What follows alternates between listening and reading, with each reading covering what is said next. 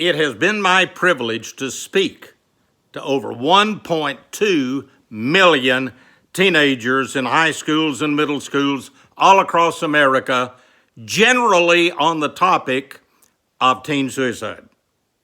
I think I have a pretty good grasp, after being in hundreds of high schools, at a little bit of the mindset and thinking of these teens.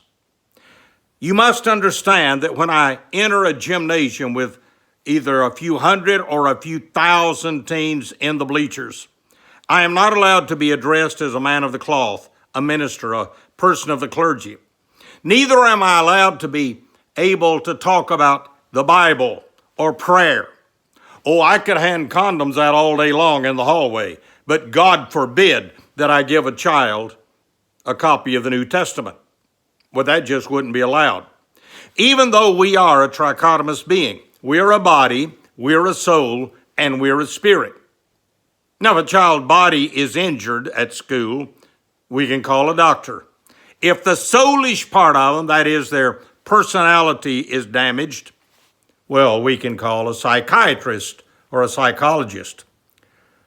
But if they are struggling with sin or wrongdoing, God forbid that we call a pastor or a man of religion. We're living in an age in which not just public schools, but private schools, and yes, even Christian schools, are being taken over by secular humanism, and quite often by the teaching of socialism to these fresh young minds. Something that is very troubling to me that I've discovered in these classrooms is that the children and teenagers quite often, many of them seem almost amoral. Oh, it's not so much that they do right, nor that they do wrong. They simply don't have a sense of right or wrong. And I think one of the reasons for that is because the schools have, almost even the Christian schools, eliminated any real discussion of the Word of God and the importance of religion in their lives. As far as socialism is concerned, when I was growing up, rugged individualism was a word or a phrase that meant that I could become whatever I wanted to be, or God would lead me to be, if I was just rugged enough and individual enough to fight whatever trends were against me. I could be successful and I could make a difference. That's not so much taught now in schools in which professors, particularly at the university level, have tenure, which simply means they can almost certainly be sure their job will never be taken from them by termination. A survey was done last year of 8,600 professors that had tenure in the 51 top, whatever that may mean, universities in America. They found that in these, there were 51 times as many liberal socialist professors in these schools, 51 times as many as there were conservative, rugged individualists. What's being taught in our schools? Well, one thing is sharing and caring. Oh, that sounds so wonderful. Sharing is caring. We just need to share to show that we care. That's a setup for income distribution, so that it encourages people not to work, because it sends a threat, a warning to those who do work. Oh yes, if you're going to care and you won't share, the government will do it for you. So in school, sharing is caring, which seems so sweet and nice, now becomes later at the university level nothing more than income distribution. You may be aware of this, perhaps you aren't. Students now will win awards simply by participating. You get a trophy. Winning and losing is somehow something of the past. It's forbidden. I mean, after all, we are all winners. Just because some of us don't try doesn't mean that we should be penalized for our lack of trying, for our lack of studying.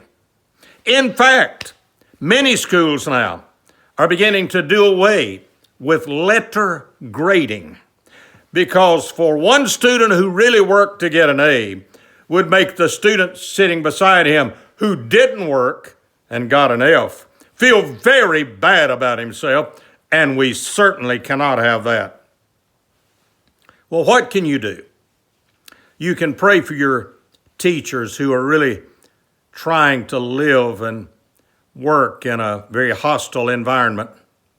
There are many wonderful teachers who are being inundated with all sorts of government regulations and red tape that keeps them from being the teacher they ought to be. They have to deal with parents who think their little darlings never did a thing wrong in their lives, and with students that don't really want to learn. It's a very difficult climate.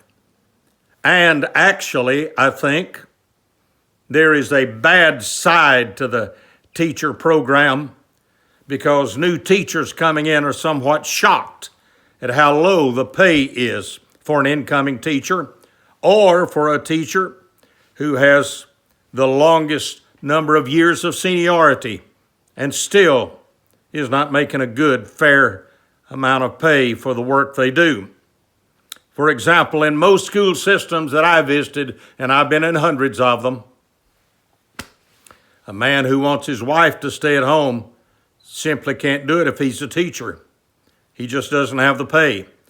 Or a single mother can't be a teacher because she doesn't have enough money to raise her children. So what's happening? We're losing a lot of our quality teachers to the public workforce and having very inferior teachers taking their places. Or, on the other hand, we do have very quality teachers, but they're having to teach at a sacrifice. One large city school system, the school board met and asked me to attend and give my views of public education, because I've been in so many middle schools and high schools. And the chairman of the board said to me, "What do you feel would improve education in America?" I said, primarily doubling or tripling teachers' salaries. And he said, "Well, how can we know when we've gotten salary level up enough?" I said, "Do you have any children?" He said, "Yes, I have a son." "How old is he?" 12. I said, "When he gets to the age he starts deciding what he's going to do for work, if he comes to you and says, 'Dad, I want to be a school teacher,' and you're just as proud of him as you would if he'd said, 'I want to be a doctor or a lawyer,' well, you've probably got the money about right." What can you do as a parent? If you find out that your school is beginning to deal with socialism and secular humanism, number one, deal with this sharing is caring philosophy that's being taught them, and try to show them that instead of sharing, simple biblical charity of taking care of those who cannot take care of themselves. That's real caring in sharing. Not sharing with those who could do better, but choose simply not to do so because it's uncomfortable or requires work. But learning charity for those who really need charity. Secondly, for those who are discussing socialism with you for the country, challenge them to historically show you any country that abandoned capitalism and went to socialism and succeeded, because historically there isn't one. And thirdly, if nobody at school is doing it, you do it.